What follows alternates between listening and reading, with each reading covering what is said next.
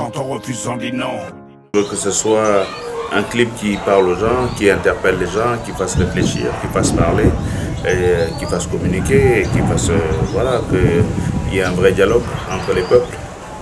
C'est un clip qui parle de l'esclavage et qui le met en perspective aujourd'hui. Donc oui, j'ai envie que les gens parlent, j'ai envie que ça discute. Il faut toujours qu'on provoque un peu pour que les gens, pour que les langues se délient. La jeunesse africaine est aujourd'hui dans une dynamique de refus. Donc quand on leur rappelle cette citation, Bambara, quand on refuse on dit non, c'est le titre du livre d'Amadou Kourouma, quand on refuse on dit non, c'est vrai que ça a une résonance à leurs oreilles. Et ils se disent, voilà, c'est peut-être un slogan fort.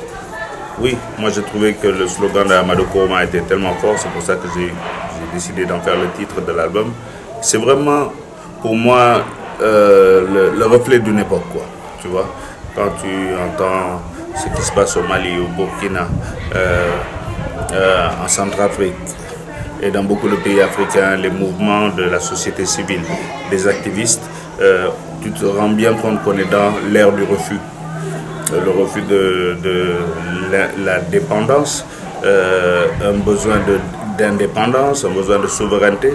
Et donc, je pense que c'était le meilleur titre qui pouvait coller à notre époque.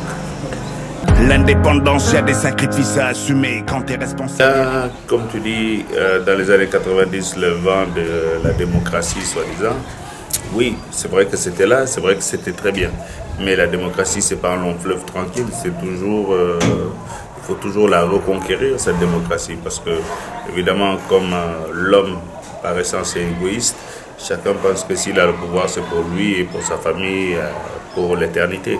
Et donc, chaque fois, il faut rappeler aux gens que c'est encore très fragile. À l'échelle de l'histoire, nous, on est très jeunes, donc c'est très fragile. Et, on s'est bien rendu compte que tout ce qu'on a essayé dans les années 90 a plus ou moins échoué. J'ai dit plus ou moins parce qu'il y a des pays où ça marche très bien. Tu vas voir le Cap-Vert, ça marche bien. Le Ghana, ça marche. Il y a beaucoup d'autres pays où ça marche. Donc il n'y a pas de raison que ça ne continue pas de marcher. Mais si on dort sur nos lauriers, il y aura toujours des gens pour essayer de tripatouiller nos constitutions et nous faire un recul démocratique. Tous les jours, ils essayent. Et donc tous les jours, on doit leur rappeler que non, non, non, il ne faut pas que ça arrive. Donc c'est notre rôle, nous, en tant qu'artistes, d'éveiller les gens par rapport à cette question. Comme quoi, ce n'est pas un acquis. La démocratie, ce n'est pas un acquis. Elle se consolide à chaque saison. Non, on est en plein dans une tournée, un peu de concerts, un peu de promotion. Donc on a commencé depuis le 3 février. Donc là, on a déjà fait l'Ouganda, on a fait le Rwanda, on a fait la RDC. Là, on est au Burkina. Ensuite, on vient de la Guinée-Bissau. Ensuite, on va en Mauritanie, au Mali et en Guinée.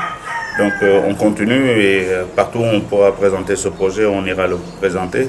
Parce que pour moi, c'est très important de pouvoir être au contact des populations et partager ma musique et surtout être sur la scène. C'est ce que j'aime le plus.